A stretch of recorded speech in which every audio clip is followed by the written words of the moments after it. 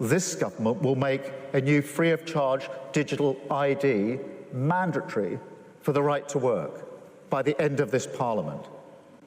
Let me spell that out. You will not be able to work in the United Kingdom if you do not have digital ID. It's as simple as that. Because decent, pragmatic, fair-minded people, they want us to tackle the issues that they see around them.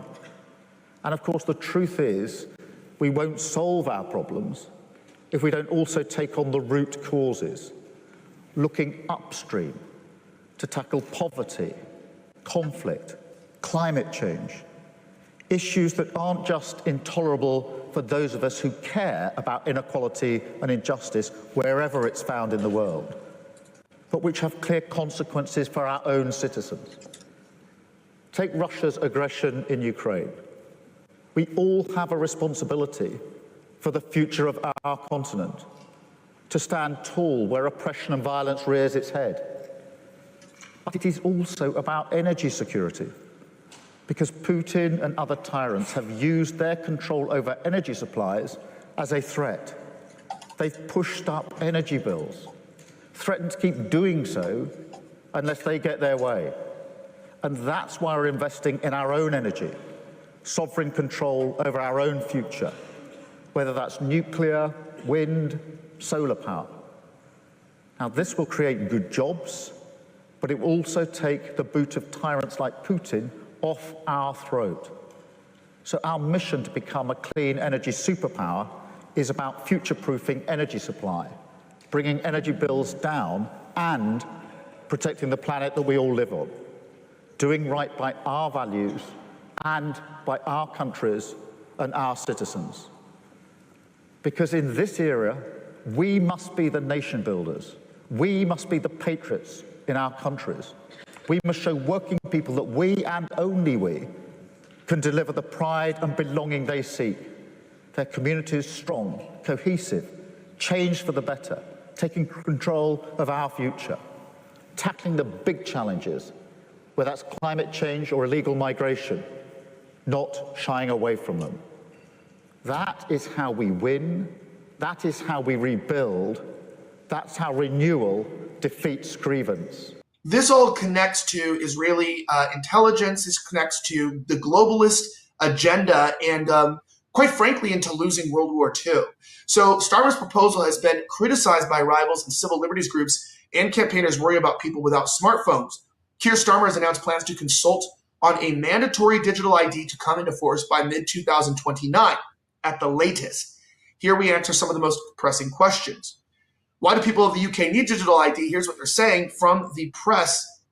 It's a left-wing press, by the way, in the UK. But they don't, according to most Labour political opponents, but Keir Starmer, with the backing of the Tony Blair Institute, believes it is a time for the UK to join the other countries, such as Estonia and India. Obviously, you know, we in the West really model all of our decisions off of what the Estonians and Indians are doing, because God knows that Estonia and India are blueprints for what futuristic society should look like. While the Indians are shitting in the streets, they're, giving us advice on our ID system. Now, they already have mandatory ID credential. Downing Street argues that it will speed up citizens' access to government services and will help employers determine whether people have the right to work in the UK. It would deter smuggling gangs who organize small boat crossings. Adding a digital ID will make it simpler to apply for services such as driving license, childcare, and welfare. Why is Tony Blair involved? He tried but failed to introduce a national ID card when he was prime minister. In recent years, he began lobbying for a digital version. His institute, which is heavily funded by the foundation of Larry Ellison, okay, so here's a Jewish man. Why are they always involved? Yeah. I mean, completely honest. I told you this. You read it, it's like, okay, let's talk about digital IDs. How could we make this about Jewish people? There's no possible way, because what do Jews have to do with the digital IDs in the UK? And it's like, oh, a Jewish billionaire has been trying to work through proxy NGOs to lobby the government to institute a digital ID system. That's very freaking weird. And I got to ask myself, every rock that I lift up in the real world doesn't always have a spider underneath it. But if every rock I lifted up in my yard had a spider underneath it, I would think maybe we had a spider infestation, right? Like, it's not that maybe not every house has a lot of cockroaches in it, but if every room in my house has cockroaches in it, then my house has a cockroach problem. And it seems like when it comes to the nefarious opportunities in this world, particularly with governmental transformations, progressive governmental transformations, that powerful Jewish Zionists are pretty much either heavily involved or orchestrating the transition in white Western countries away from our free, somewhat liberal societies into what's going to be a technocratic authoritarian crackdown. From the US with Palantir and Alex Karp, as well as Peter Thiel, all the way going to the digital ID system. Larry Ellison, the founder of the US tech company, said that it will directly improve the government's fiscal position by reducing benefit fraud, improving the efficiency of tax revenue collection, and helping to better target financial support payments during the crisis. So what they're saying here, this digital ID is like, well, what is this and why is this bad? I don't know if I have to spell it out because of people who lived through the scamdemic. Yeah. But we saw in countries that had digital ID, not forced, but like Australia, that they were able to integrate an app, and then you could no longer enter. They were trying to stop you from entering grocery stores because you didn't get this injection. And to this day on YouTube, you're not allowed to speak out against it. But in Australia now, they created digital ID to access the internet. In the UK, it's to work. But the point is why do they want this? Well, the Australians say that it's to prevent children from accessing adult content. And people in the UK say it's to stop illegal immigration. But realistically speaking, we all know what this is about. This is about gaining control slowly so that, I hate to be so eschatologically dispensational, but it's essentially to suggest that at some point when you don't agree with the system, you will not be able to buy, trade, or participate in society. It's about cutting off your ability to participate in society. I don't feel like nobody else would disagree with that at this point. Yeah, no, well, definitely not. And I mean, as a lot of people, especially recently, have been saying, like, it seems like the forces that we are up against are in some cases, and I would say more often than not, pure evil. So I don't think it's actually that much of a leap to actually make that parallel with the Antichrist and the beast system, to where, as you were mentioning earlier, you need to take some kind of a mark before you do any kind of commerce. Now, I don't think that the vaccine ended up being that. I know a lot of people said that at first, that taking the vax was the mark of the beast.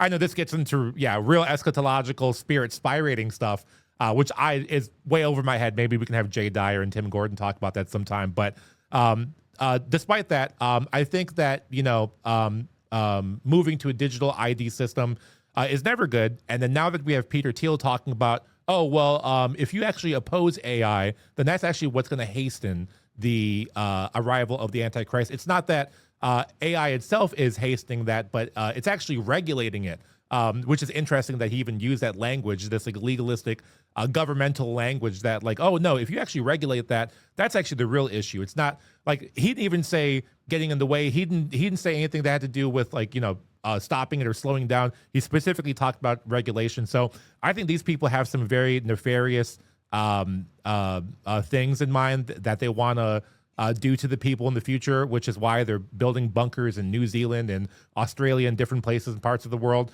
So yeah, I mean, all that's just to say that, we should just reject this outright, because who knows what they're going to try and pull next. I don't want to be part of it. Well, yeah, and look, and as we talk about this, people have to realize the severity, right? So people always accuse me of lobbying for China. I've been accused of lobbying for every country. I think India, China, Qatar, even Israel. I get called a shill when I just point out the truth or write something truthful. The point about China is that, we've always said they're authoritarian, you get arrested for wrong thing. But right now, leading the world in arrests for social media posts is the United Kingdom, with, I believe, nearly 12,000 arrests for saying things insensitive to migrants, illegals, right? People who don't belong there. And one of our good friends, you can see that there, Hugh, who is an incredible commentator in the United Kingdom, very, very talented young man. He basically got investigated by the police. Somebody called the police on him for the most insane reason that I don't even understand. It's actually hilarious. I said there, young white men in the UK are being investigated by police for typing the letter N, all while their women are raped and children butchered by black people without any backlash from the government. Listen to this call from Hugh Anthony where the investigator says he's under investigation for typing the letter N, which is a legendary thing, but this is how scary it is. Watch this. That's fine. But as soon as you go on, you know what internet is like, isn't it? It's just like getting on the street. Mm-hmm. When you have a view, that's fine. It's your view, your life, your will, your wish. No problem with that. But as soon as you express things on internet, when it comes to the police with evidence, do you know how serious it becomes? Sure, but what I would say again is, what crime anywhere am I near committing? Okay, if you want a crime name, then I can read the crime name to you, because right now, you are my suspect on this crime. The crime is called racially/religiously aggravated harassment / alarm, distress by words / writing. That's what it says. So me writing the letter N has qualified for this. The singular letter N. And the rest of the people following you. I can't control what they write. So I can dig this up. I can get every IP address in that full chat. you can dig it up, but you're telling me that I'm a suspect in a crime. Listen, don't put words in my mouth. I'm not. I'm asking Did you. I say that to you? I just asked about the crime. You just said I'm a suspect. That's all I said. This is just a friendly chat. You've just said I'm a suspect there. No. You are a suspect on the crime. Yes. Because I wrote the letter I N. don't think you are a suspect, because I think people are using you, because you just put the word N. The rest of the words you have not put in.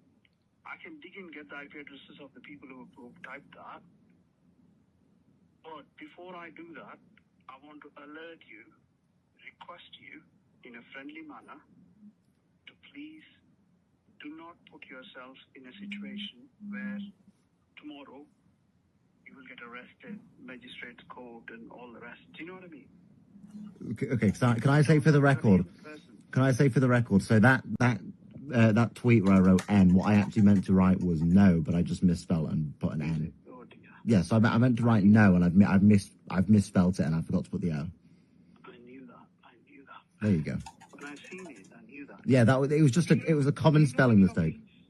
Do you know? Okay, so everybody knows that he was definitely not trying to write an N tower, right? I think Mendoza, we know, he confirmed to us that there was definitely no N towers. He did not want anyone to write an I or a G or maybe another G and maybe let any other letters underneath. He wanted to write no. I am not racist. He told you that, right, in a text message, I think. Yeah, no, he did say that. He did confirm that to me. But honestly, I think this is a big distraction. What I think is the real pressing issue that we have to pressure the federal government to bring down the entire weight of the DOJ, of the FBI, of all the intelligence agencies, including Stephen Crowder's Mug Club. And we must crush Gavin Newsom for this horrendous hate crime that he, not only did he type the letter N, but he put a wine bottle with the letter N. I think he knows what he was doing. Hugh Anthony obviously just mistyped no, which, one does from time to time, and then your finger may slip and then hit I and then G and then E and an R. But, Gavin Newsom is actually inciting racial hatred here with this. I think the Hugh Anthony thing is just a distraction. Yeah, me too, actually. So that's, ladies and gentlemen, that's so good. I was going to say, problem with this is I'm explaining to people is with the digital ID. Did you hear what happened in Vietnam with the digital ID? What happened? I saw something about Vietnam today, but I didn't read much into it. No. Yeah, so they just implemented digital IDs, and I need to actually fact check myself here real fast.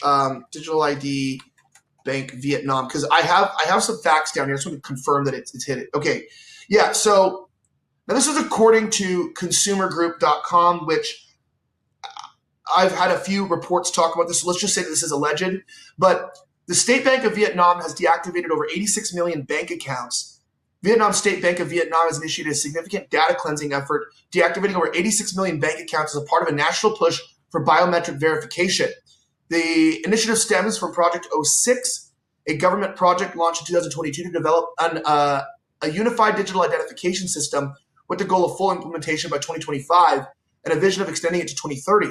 The goal is to create a cashless society, reduce fraud, and align with international standards, such as those established by the OECD and BIS Bank for International Settlements. With a population of approximately 101 million, Vietnam had roughly 200 million bank accounts before this, many of which were inactive, duplicate, or used for scams, resulting in around 113 million personal and 711,000 organizational accounts remaining active after the verification. So what really happened is that a bunch of the population refused to get the digital ID, and they essentially deleted their accounts. That's what I heard from my source. They deleted their accounts and said, look, then you can't participate in commerce. Everyone knows Vietnam is a communist country. It is a modern communist country like the People's Republic of China.